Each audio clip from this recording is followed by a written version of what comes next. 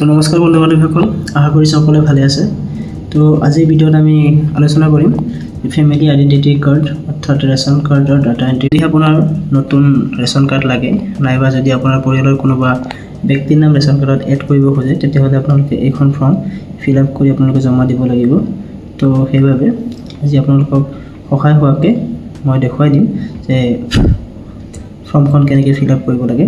তো আপোনালোকে চাওক, প্ৰথমতে যদি চাই ইয়াতে 1 নম্বৰ কাৰ্ডৰ টাইপটো কেনেকুৱা হয়। যদিহে আপুনি ফেমিলিৰ নাম ভৰাব খোজে তেতিয়াহ'লে আপুনি ইয়াতে কাৰ্ডৰ টাইপটো লিখি দিব, আৰু নহ'লে যদিহে আপোনাৰ কাৰ্ড লাগে অৰ্থাৎ নতুন কাৰ্ডৰ কাৰণে এপ্লাই কৰে তেতিয়াতো আপুনি লিখিব নালাগে। তাৰপিছত card number applicable for existing card holder. যদিহে আপোনাৰ এক্সিষ্টিং অৰ্থাৎ আগতীয়াকৈ পুৰণা কাৰ্ড আছে তেতিয়াহ'লে আপুনি কি কৰিব লাগিব, ইয়াত আপোনাৰ কাৰ্ড নাম্বাৰটো ভৰাব লাগিব। তাৰপিছত ইয়াতে চাব, ইয়াতে বক্স এটা দিয়া হৈছে paste photograph of head of family, অৰ্থাৎ আপোনাৰ পৰিয়ালৰ যোনজন হেড হয় অৰ্থাৎ পৰিয়ালৰ বয়সীয়াল মহিলাগৰাকীৰ কিন্তু ফটো আপুনি ইয়াতে পেষ্ট কৰিব লাগিব, যিহেতু মহিলাগৰাকীৰ নামতে কি হয় আমাৰ মহিলাসকলৰ নামতে আমাৰ ৰেচন কাৰ্ডবিলাক থাকে। তাৰপিছতে চাওক 1 নম্বৰ particulars of the head of the family, অৰ্থাৎ ফেমিলিৰ যোনজন হেড হয় অৰ্থাৎ বয়সীয়াল মহিলাগৰাকী তেখেতৰ ডিটেইলছটো ইয়াতে বিচাৰিছে। Name of head of family, তেখেতৰ নামটো ইয়াত ভৰাব। মাদাৰ্ছ নেম, তেখেতৰ মাকৰ নামটো ভৰাব। ফাদাৰ্ছ নেম, ইয়াতে তেখেতৰ ফাদাৰ্ছ নেমটো ভৰাব। স্পাউচ অৰ্থাৎ তেখেতৰ হাজবেণ্ডৰ নামটো ইয়াতে ভৰাব। তাৰপিছত আহিল জেণ্ডাৰ, ইয়াতে আপুনি ফিমেল বুলিয়ে দিব যিহেতু ফিমেল হয়।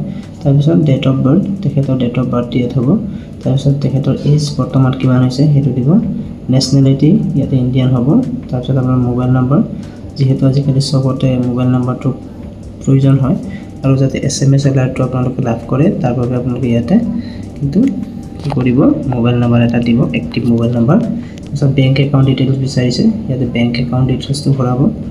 বেংক নেম এণ্ড ব্ৰাঞ্চ, যোনটো বেংকৰ নাম্বাৰ আপুনি দিছে সেই বেংকৰ নাম আৰু ব্ৰাঞ্চৰ নামটো ইয়াতে দিব। জব কাৰ্ড থাকিলে জব কাৰ্ডৰ নাম্বাৰটো ইয়াতে ভৰাব। আৰু যদিহে আপুনি BPL কাৰ্ড থাকে তেতিয়াহ'লে BPL চিৰিয়েল নাম্বাৰটো ইয়াতে ভৰাব দিছে। তাৰপিছতে চাওক present address, state Assam, district আপোনাৰ যোন ডিষ্ট্ৰিক্টৰ হয় আপুনি ডিষ্ট্ৰিক্টটো ভৰাব। তাৰপিছত আপুনি চাব ডিভিজনটো ইয়াতে ভৰাব। তাৰপিছত চাৰ্কেলটো ইয়াতে ভৰাই দিব। ইয়াতে ৰুৰেল আৰ্বান ফ্লেগটো দিব, যদি আপুনি গাঁৱত বাস কৰে তেতিয়াহ'লে আপুনি ৰুৰেল দিব, আৰু যদিহে আপুনি চহৰত বাস কৰে তেতিয়াহ'লে আৰ্বান ইউ বুলি দি দিব, তেতিয়াহ'লে হৈ যাব। তাৰপিছত আহিল ব্লক নেম, ইয়াত আপুনি ব্লক নেমটো লিখিব। তাৰপিছত GP টাউন অৰ VCDC, তো আপোনাৰ GPটো ইয়াতে লিখিব। ভিলেজ ৱাৰ্ড, ভিলেজ নেমটো ইয়াত লিখিব। তাৰপিছত status of residence, own house or rented house, আপুনি ভাড়া ঘৰত থাকে নিজা ঘৰত থাকে ইয়াতে লিখিব। নেম অফ হাউচ অনাৰ, যদি ভাড়া ঘৰত থাকে হাউচ অনাৰৰ নামটো লিখিব। লেণ্ডমাৰ্ক দিব, কলনি, তো আপোনাৰ যাতে চিনি পোৱা এখন জেগাটো যাতে সবেই চিনি পায় তেনেকুৱা লেণ্ডমাৰ্ক এখন দিব। যদি চব স্কুল থাকে স্কুল, নাইবা পাহাৰ থাকিলে পাহাৰ, যিকোনো এটা ফেমাছ বস্তু এটা নাম দি দিব আপোনাৰ ঘৰৰ ওচৰত থকা। ইয়াতে পিন নাম্বাৰটো দিব, আপোনালোকে জানে। তাৰপিছত ইয়াতে চেঞ্চাছ হাউচ নাম্বাৰ, আপোনাৰ হাউচ নাম্বাৰটো কিন্তু ইয়াতে দিব লাগিব। তাৰপিছত আহিল election data as voter list, তাৰপিছত আপুনি এই ডাটাখিনি ভৰাব। লোকসভা কনষ্টিটুৱেঞ্চি, তো আপোনাৰ লোকসভা কনষ্টিটুৱেঞ্চি কি হয় সেইটো দিব। তাৰপিছত এছেম্বলি কনষ্টিটুৱেঞ্চি কি হয় সেইটো ইয়াতে ভৰাব। ইয়াৰ অফ ভোটাৰ লিষ্ট, কোন চনৰ ভোটাৰ লিষ্ট মতে আপুনি ফিল আপ কৰিছে সেইটো আপুনি ভৰাব। নাম্বাৰ অফ পলিং ষ্টেচনৰ নাম্বাৰটো দিব। নেম অফ পলিং ষ্টেচন, আপুনি যোনখন কেন্দ্ৰত ভোট দিয়ে সেই কেন্দ্ৰটোৰ নাম দি দিব। Serial number under polling station as voter list, তো আপোনাৰ ভোটাৰ লিষ্টত আপোনাৰ নামটো চিৰিয়েল নাম্বাৰ কিমানত আছে সেইটো ইয়াতে ভৰাব। হাউচ নম্বৰ, ভোটাৰ লিষ্ট মতে হাউচ নাম্বাৰ কিমান হয় সেইটো ইয়াত ভৰাব। তাৰপিছত আহিল permanent address, if present address and permanent address are same then ticks box, যদি আপোনাৰ হেৰি হয় পাৰ্মানেণ্ট এড্ৰেছ আৰু প্ৰেজেণ্ট একে হয় তো আপুনি ইয়াতে এখন টিক মাৰ্ক দিব দিছে। তাৰপিছত আপুনি ইয়াতে ভৰাব লাগিব ষ্টেট, ডিষ্ট্ৰিক্ট, চাব ডিভিজন অফিচ, চাৰ্কল অফিচ, আপুনি ৰুৰেলত থাকে না আৰ্বানত থাকে অৰ্থাৎ গাঁৱত না চহৰত ইয়াত ভৰাব। ব্লক নামটো ইয়াতে ভৰাই দিব। GP টাউন সেই আগৰ নিচিনা। ভিলেজ ৱাৰ্ড এইখিনি। যদিহে আপুনি পাৰ্মানেণ্ট এড্ৰেছ আৰু হেৰি এড্ৰেছ বেলেগ থাকে তেতিয়াহ'লে আপুনি ভৰাব লাগিব। যদি সেম হয় ইয়াতে টিক মাৰ্ক দিলে আপুনি হৈ যাব, এইখিনি আপুনি ভৰাব নালাগে যিহেতু আগতে আপুনি ভৰাইছে এইখিনি। তাৰপিছত আহিল প্ৰফেশ্যনেল ডিটেইলছ, এইখিনি ভৰাব লাগিব। প্ৰফেশ্যনেল ডিটেইলছত মহিলাগৰাকী অকুপেশ্যন, আমাৰ বেছিভাগ কি হয় হাউচ ৱাইফে, যিহেতু বেছিভাগ হাউচ ৱাইফে হয় গতিকে আপুনি ইয়াতে হাউচ ৱাইফ বুলি লিখিব পাৰে। তাৰপিছত total annual income, family total ইনকামটো ইয়াতে ভৰাই দিব। আৰু যদি LPG গেছ থাকে তেতিয়াহ'লে সেই ডিটেইলছখিনি ইয়াতে ভৰাব লাগিব। Gas connection status, company name, agency name, consumer number ইয়াতে দি দিব। 4 নম্বৰটো চাওক, for existing family identity card আৰু ৰেচন কাৰ্ড, যদিহে আপোনাৰ আগতীয়াকৈ ফেমিলি আইডেণ্টিটি কাৰ্ড আছে তেতিয়াহ'লে আপুনি এইখিনি ফিল আপ কৰিব লাগিব। ইয়াতে কি দিছে, name of FP shop tag ইয়াত ভৰাব লাগিব। By whom the existing family identity card ration card has been issued, যদি আপোনাৰ কাৰ্ডটো আছে তেতিয়াহ'লে কোনে ইছ্যু কৰিছে সেইটো আপুনি ইয়াতে ভৰাব লাগিব। এইখিনিৰ লগতে আপুনি এটাচ এনক্ল'জাৰ, আপুনি এনক্ল'জাৰ এটাচ কৰি দিব লাগিব। অৰ্থাৎ আপুনি কি কি ডকুমেণ্টছ আছে সেয়া আপুনি ইয়াতে টিক মাৰ্ক দিব লাগিব। যদি সেই ৰেচন কাৰ্ড আছে আপুনি ইয়াতে টিক মাৰ্ক দি দিব। Detail particulars of family members in Annexure 1, যদি Annexure 1 আপুনি ডিটেইলছত দিয়ে তেতিয়াহ'লে এইটো টিক দিব।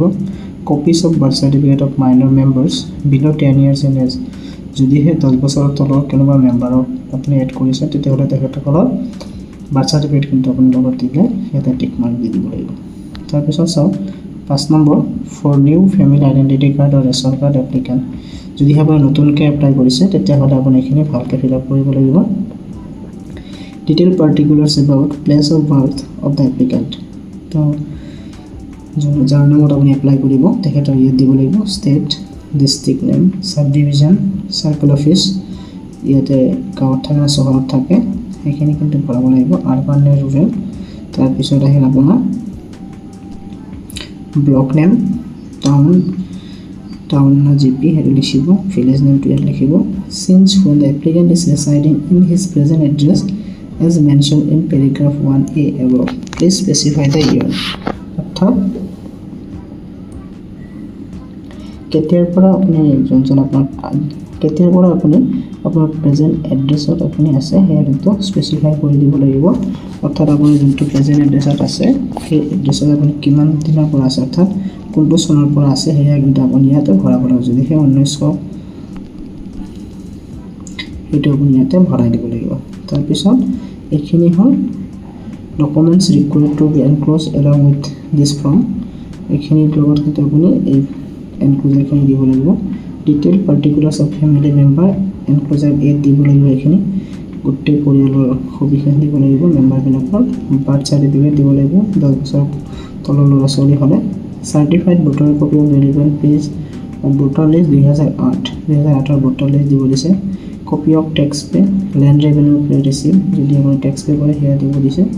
সাৰেণ্ডাৰ চাৰ্টিফিকেট আৰু ration card, family identity card আৰু non, address proof attach PAN card, driving licence, passbook, post office passbook, আপুনি কিন্তু এইখিনি এড্ৰেছ প্ৰুফৰ কাৰণে এখন কপি দিব লাগিব। তাৰপিছত আপুনি ইয়াতে লিখিব লাগিব শ্ৰীমতী কাৰ নামত আপুনি এপ্লাই কৰিছে সেই মানুহজনৰ নামটো ইয়াত আপুনি ভৰাই দিব লাগিব। আৰু তাৰপিছত সেই মানুহজনৰ ইয়াতে কি লাগিব, ফুল ছিগনেচাৰ কিন্তু ইয়াতে তেখেতে কৰিব লাগিব। লগতে ইয়াতে ডেটটো ভৰাই দিব লাগিব, কোন ডেটত চাইন কৰিছে।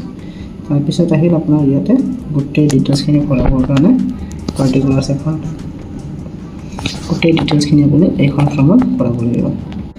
তো চাওক ইয়াতে এনক্ল'জাৰ যি আমাৰ 1ৰ কথা কোৱা গৈছিল, ইয়াতে এনক্ল'জাৰ 1, ইয়াতে আপুনি কিন্তু গোটেই ডিটেইলছখিনি ভৰাব লাগিব।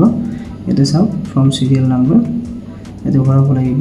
ইয়াতে আপুনি গোটেই ফেমিলিৰ 1, 2, 3, 4 এনেকৈ আপুনি দিব লাগিব। ইয়াতে আপুনি ফটোগ্ৰাফ পেষ্ট কৰিব লাগিব, ৰিচেণ্ট ফটোগ্ৰাফ, যি আপোনাৰ ফটো থাকে কালাৰ ফটো সেয়া আপুনি ইয়াতে লগাব লাগিব। তাৰপিছত চাওক name of the family member, ইয়াতে কিন্তু আপুনি চিৰিয়েলি প্ৰথমতে মহিলাগৰাকীৰ নামটো লিখিব, তাৰপিছত চিৰিয়েলি গোটেই ফেমিলি মেম্বাৰৰ নামখিনি লিখিব। তাৰপিছত জেণ্ডাৰ, তেখেতসকলৰ জেণ্ডাৰ কি হয় এয়া লিখিব। মহিলা হ'লে ফিমেল দিব আৰু পুৰুষ হ'লে মেল দিব। তাৰপিছত ডেট অফ বাৰ্থ, ইয়াতে আপুনি ডেট অফ বাৰ্থ ধুনীয়াকৈ ভৰাব লাগিব। তাৰপিছত তেওঁলোকৰ এজ কিমান হৈছে বৰ্তমান সেয়া দিব লাগিব। তাৰপিছত ভোটাৰ লিষ্টৰ চিৰিয়েল নাম্বাৰটো আপুনি এইখিনি দিব লাগিব। তাৰপিছত চবৰে ফাদাৰ্ছ নেম কি হয়, ইয়াতে যোনজন ব্যক্তিৰ নাম হ'ব তেখেতৰ ফাদাৰ্ছ নেমটো ইয়াতে ভৰাব আৰু ইয়াতে মাদাৰ্ছ নেমখিনি ভৰাই যাব। তাৰপিছত spouse name if husband or wife, যদি তেওঁলোকৰ কি হয় হাজবেণ্ড বা ৱাইফৰ ডিটেইলছ দিয়া যায় তেতিয়া আপুনি ইয়াতে তেওঁলোকৰ স্পাউচৰ নামটো ভৰাই দিব ৰিলেশ্যনশ্বিপ উইথ এপ্লিকেণ্ট অৰ্থাৎ প্ৰথমত যোনজন ব্যক্তিৰ নাম থাকিব সেই এপ্লিকেণ্টৰ লগত তেখেতসকলৰ সম্পৰ্কটো কি হয় সেইটো কিন্তু এইটো কলমত হ'ব তাৰপিছত নেশ্যনেলিটিটো আহিব ইয়াতে চাব ইণ্ডিয়ানে হ'ব তাৰপিছত আপোনাৰ আহিল অপটিং টু লেফ্ট কমিউনিটি য়েছৰ ন আপুনি কি কৰিব বিচাৰে অপ্ট কৰিব বিচাৰে নেকি ইয়াতে আপুনি ন বুলি দি দিব তো এইখিনি আপোনালোকে ভালদৰে ফিল আপ কৰিব তো আশা কৰিছোঁ আপোনালোকে ভিডিঅ'টো ভাল লাগিছে তো আপোনালোকৰ সুবিধাৰ্থে মই ইতিমধ্যে ফৰ্ম এখন ফিল আপ কৰিছোঁ সেই ফৰ্মটো আপোনালোকক দেখাই দিছোঁ আশা কৰিছোঁ আপোনালোকৰ সুবিধা হ'ব আৰু ফৰ্মখন চাই আপোনালোকে ধুনীয়াকৈ ফিল আপ কৰিব পাৰিব